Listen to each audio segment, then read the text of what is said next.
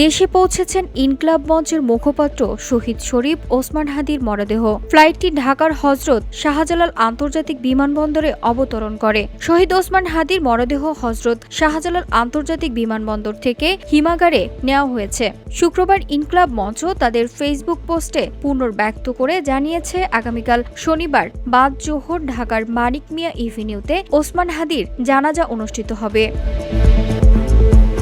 পরিবারের অনুরোধ অনুযায়ী শহীদ ওসমান হাদির জানাজা আগামীকাল শনিবার বাদ জোহর মানিক মিয়া এভিনিউতে অনুষ্ঠিত হবে। পরে শহীদ ওসমান হাদিকে কবি নজরুলের পাশে সমাধি করা হবে। সকলের নিকট শৃঙ্খলা বজায় রাখার এবং শহীদ ওসমান হাদির জন্য দোয়ার অনুরোধ করা হয়েছে।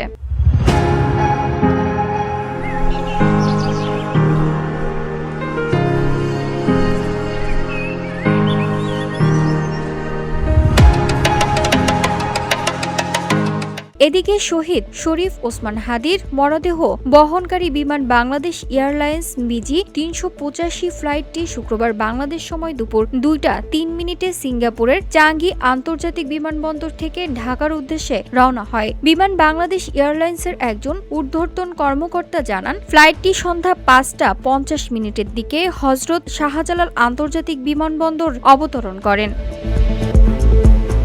VOD Bangla news desk.